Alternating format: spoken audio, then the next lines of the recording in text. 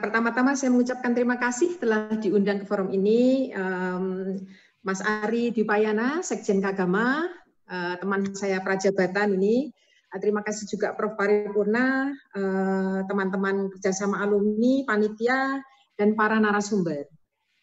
Nah, paparan saya hari ini berjudul Membuat Budaya di Masa New Normal. Jadi, saya sengaja membuat kata membuat budaya. Mengapa membuat budaya?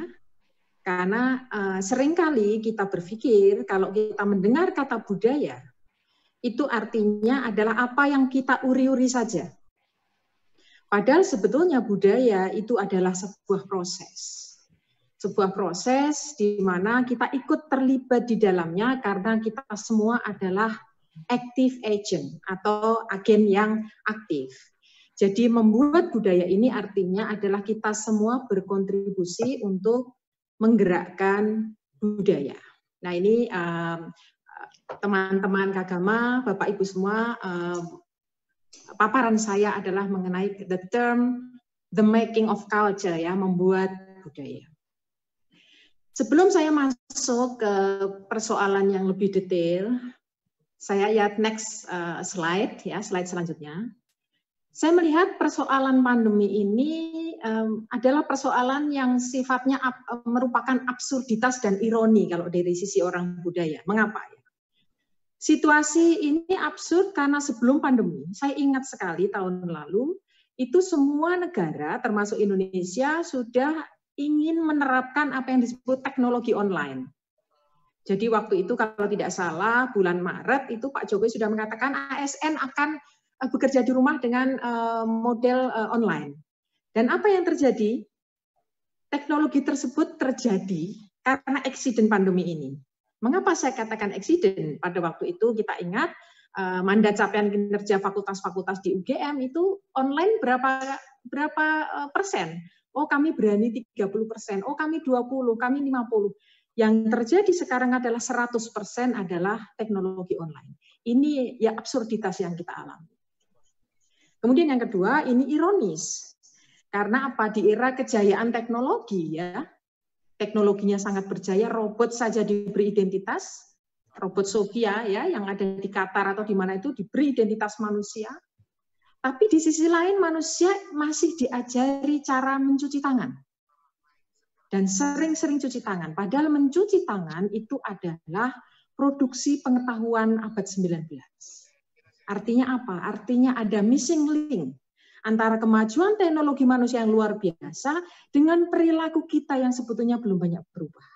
Nah, ini hal yang menjadi sangat penting untuk didiskusikan. Next slide.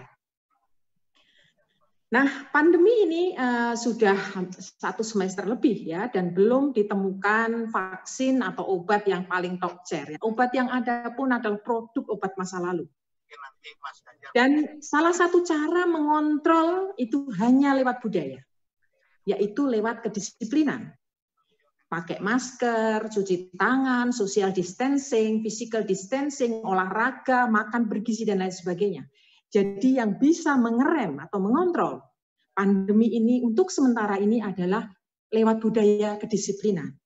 Persoalannya adalah bahwa disiplin ini masih menjadi tantangan besar masyarakat Indonesia. Kita masih ya belum begitu disiplin ya sebagai sebuah bangsa ya. Bisa kita lihat dari cara antri dan lain sebagainya, kita belum bisa.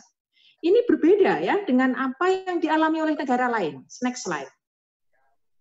Amerika memiliki mindset yang berbeda ketika menghadapi COVID ini, ya. Jadi di Amerika belum sebelumnya yang situasi negara lain sebelumnya, ya ini, ya. Jadi di Amerika ini memakai masker itu bukan persoalan orang nggak mau disiplin, tapi soal individual freedom. Mereka mengatakan begini, di dalam gambar itu my body, my choice, ya. Ini tubuhku, aku punya hak untuk mengelola tubuhku sendiri. Kenapa kamu nyuruh-nyuruh aku pakai masker? Ya, jadi tubuhku aku yang berhak untuk mengatur. Maka kamu tidak berhak untuk mengatur aku, ya. Ini yang slide sebelumnya, Mas, belum sampai ke situ, ya. Yang gambar itu. Nah, masih di situ. Ya, jadi ini masalah individual freedom. Jadi mereka tidak mau disuruh-suruh pakai masker karena itu dianggap melanggar hak asasi mereka. Ini mindset di Amerika yang saya kira berbeda dengan mindset di Indonesia. Next slide. Nah, persoalan di Indonesia ini adalah persoalan kedisiplinan, ya. Jadi beratnya menerapkan kesadaran budaya baru masa pandemi, dan saya hanya akan mengambil 3 faktor. Yang pertama adalah faktor ekonomi, yang kedua adalah faktor ideologis, dan yang ketiga adalah faktor budaya. Tapi ketiga-tiganya terkait dengan persoalan budaya. Selanjutnya, ya, faktor ekonomi.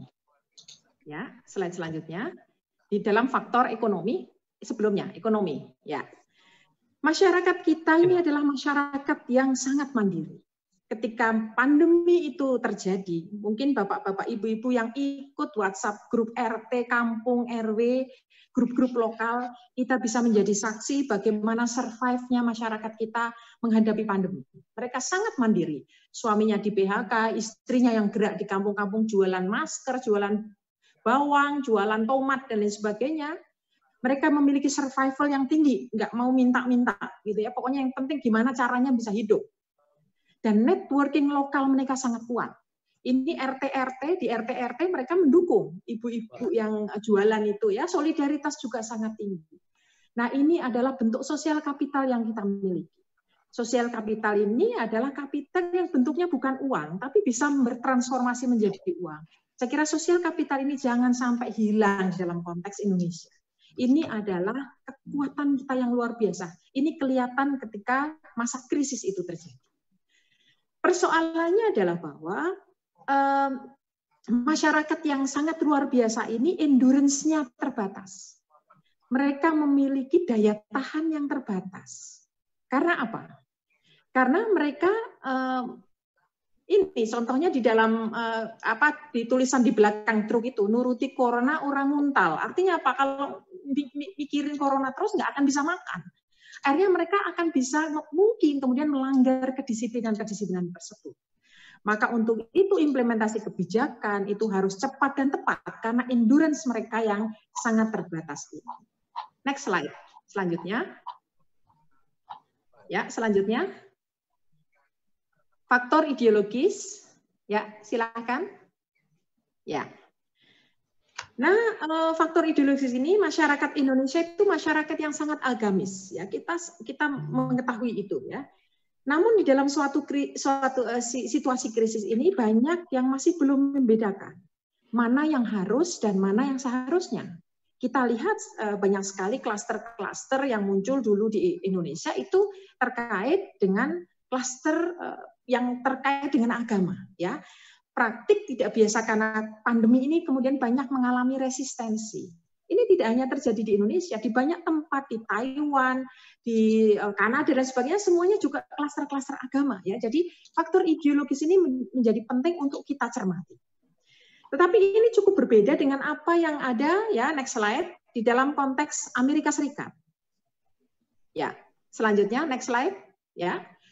Ini mereka juga memiliki diskursus agama penolakan masker sebelumnya, Mas. Yang gambar itu. Sebelumnya. Ya. Diskursus agama menolak masker di Amerika Serikat.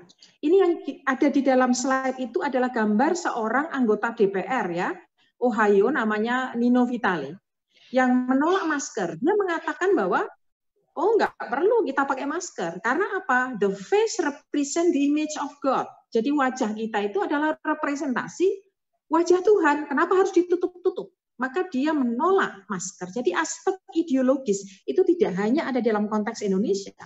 Bahkan di negara yang dikatakan demokratis, adidaya, tetap sama masih ada.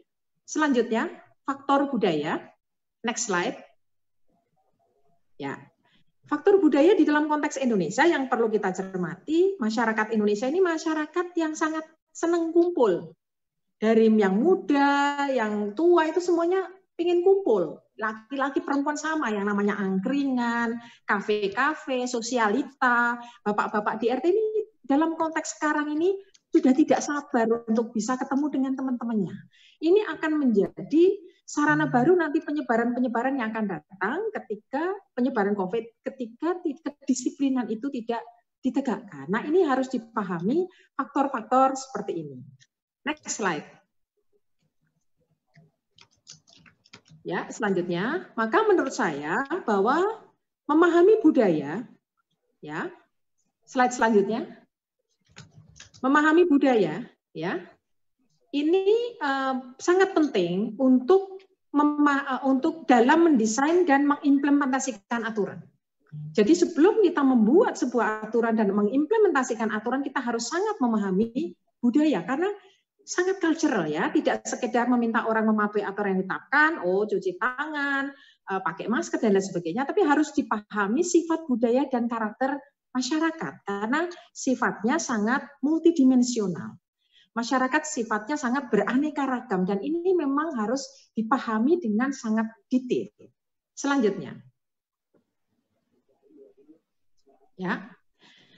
Nah, sebelumnya Mas, ya, kebijakan PSBB dan new normal ini, maka kita paham ya, masyarakat tidak bersifat tunggal, mereka kompleks, mereka berjenjang, berlevel-level.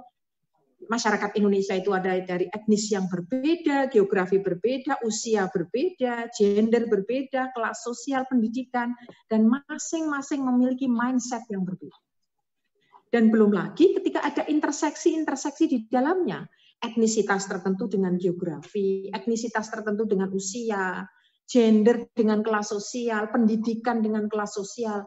Ada kompleksitas yang luar biasa, tapi di situ kita harus memahami mindset mereka. Selanjutnya. Sebagai contoh ya, sebagai contoh. Selanjutnya ya. Kita berbicara mengenai maskulinitas dan resistensi. Apa itu maskulinitas? Jadi maskulinitas itu adalah nilai yang seringkali dilekatkan dengan laki-laki. Tapi tidak harus laki-laki. Perempuan juga bisa memiliki nilai yang maskulin ya, tetapi bahwa ini adalah seringkali dilekatkan pada laki-laki, misalnya nilai yang kuat, jantan, macho, dan lain sebagainya. Dan ini seringkali nilai-nilai maskulinitas ini kemudian diaplikasikan oleh para lelaki.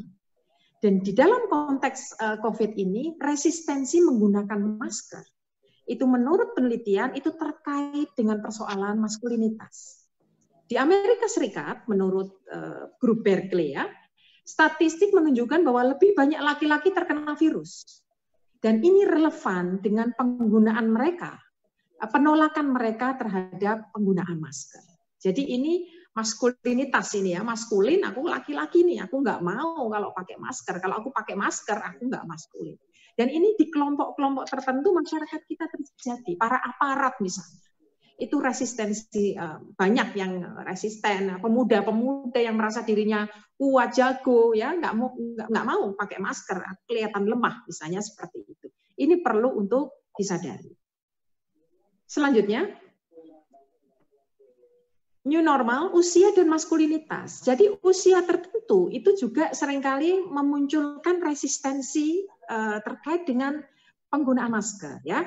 Misalnya kita lihat setelah new normal, ini goesers, kafe-kafe mulai buka ya, sampai di pelosok-pelosok, tempat-tempat yang kecil ini sudah mulai dipenuhi dan banyak yang tidak mengenakan masker. Ini perlu identifikasi, saya kira kita juga sebagai warga perlu mengingatkan ya, karena ini perubahan perilaku itu hanya kita semua, tidak hanya negara yang bertanggung jawab ya. Mereka tidak resisten secara buta, tapi perlu pendekatan dan mekanisme yang spesifik. Karena apa? Karena kewaspadaan kita, mereka akan muncul sebagai OTG-OTG baru di dalam konteks new normal ini. Selanjutnya, ya, gender dan lifestyle. Lifestyle ini juga luar biasa. Ini di dalam gambar ini, kalau Bapak Ibu lihat, ini adalah gambar goesers, ibu-ibu, ya emak-emak atau apa di Aceh yang dianggap melanggar aturan ya. Jadi ada dua di sini. Mereka adalah kelompok perempuan yang mungkin sudah bosan di rumah, kemudian mereka naik bersama-sama, masker dicopot, dan di sisi lain mereka juga melanggar aturan yang dianggap melanggar aturan yang ada di Aceh, yaitu bahwa tidak boleh perempuan pakai pakaian yang seksi di ruang publik dan lain sebagainya, tapi ini terjadi, bahwa di ruang yang sedemikian sudah membosankan, orang bisa saja melanggar aturan, kedisiplinan menjadi dilanggar. Selanjutnya, ya, etnisitas sebelumnya ya, etnisitas dan geografi. Kita perlu melihat juga bahwa etnis tertentu itu memiliki kecenderungan untuk resisten terhadap banyak hal, memakai masker. Kita ambil contoh misalnya pengambilan paksa jenazah. Kita bisa mengidentifikasi itu seringkali berasal dari tempat-tempat yang sekitar itu saja. Kenapa? Karena mereka memiliki cara pandang tersendiri terhadap apa itu jenazah. Bukan hanya sekedar orang meninggal kemudian dikubur dan dikubur tidak sesuai dengan keinginan mereka menolak. Maka ini perlu pemahaman yang sangat detail. Setiap daerah perlu memahami masyarakatnya. Jadi negara daerah kita itu semuanya bersifat kosmopolitan. Tidak ada lagi yang murni monoetnis, nggak ada. Semuanya multi dan itu perlu dipahami secara lebih detail. Jadi multi etnisitas dengan karakter tertentu perlu treatment yang berbeda. Ada kepatuhan yang berbeda. Saya bisa katakan bahwa masyarakat Jogja ini cukup disiplin ya, cukup patuh sampai keponakan saya mengatakan orang Jogja patuh sekali ya. Apa indikasimu mengatakan orang Jogja patuh? Masker selalu pakai. Yang kedua disuruh bikin sayur lodeh aja patuh gitu. Ketika masa pandemi kan ada itu ya, bikin lodeh gitu. Mereka pada bikin. Ini aspek kepatuhan yang mungkin tidak terjadi di tempat lain. Selanjutnya, identifikasi kelompok rentan. Kita memiliki kelompok rentan yang sangat berjenjang. Selanjutnya, next slide ya. Identifikasi kelompok rentan, ya kelas menengah ke bawah yang ada salah satu kelompok rentan. Mereka bekerja keras, tapi sering tidak memperhatikan kesehatan ya. Bahkan di situasi bukan pandemi, mereka tidak memperhatikan kesehatan, makanan, istirahat. Apalagi sekarang harus bermasker, ya mereka nggak mau ya. Kelas sosial atas sama, sebetulnya mereka memiliki gaya hidup yang tidak sehat. Seharian duduk, kurang gerak, makan tidak teratur, kemudian nggak pernah olahraga. Nah, kesempatan new normal ini adalah kesempatan membuat budaya baru. Bagaimana kelas-kelas yang berbeda itu mulai sadar bahwa salah satu faktor yang membuat kita bisa bertahan itu adalah pertama adalah kedisiplinan kita dan yang kedua adalah immunity kita. Maka bersama-sama kita membangun immunity tersebut. Dan yang saya kira kelompok rentan lain yang sangat perlu diperhatikan adalah petugas medis. Mereka sangat rentan ya, harus ada kebijakan yang sangat khusus terhadap mereka. Selanjutnya, nah usia rentan ya ini di slide selanjutnya kita lihat bahwa sungguh sesuatu hal yang sangat ironis bahwa usia tidak rentan kita adalah 45 tahun. Ini luar biasa karena banyak negara itu yang 60 tahun itu life just begins. Ya, di tempat kita 45 tahun itu sudah tampak dianggap tidak sehat. Jadi ini negara memiliki PR besar. Kita semua memiliki PR yang sangat besar ya. Harus ada program yang sustainable, jangka panjang. Ada pola yang harus diubah. Olahraga ya, tubuh yang dibiasakan bergerak. Kita lihat misalnya di di Korea, di Jepang itu orang-orangnya selalu berjalan. Tempat kita sedikit-sedikit ojol, sedikit-sedikit ojol. Ini perubahan-perubahan yang harus kita lakukan. Ini slide saya yang terakhir sekarang ya.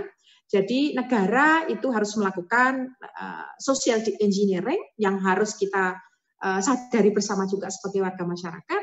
Sistem hidup masyarakat yang sehat harus kita tekankan. Peningkatan disiplin dengan mekanisme yang tepat sesuai dengan kategori sosialnya. Dan kita semua sekarang harus berlomba-lomba membuat budaya baru yang didesain secara tepat. Kita desain secara tepat sesuai wilayah, sesuai struktur masyarakat, dan kita semua mematuhi agar kita bisa survive di dalam situasi pandemi ini. Mungkin dari saya itu saja. Saya ucapkan terima kasih. Semoga bermanfaat.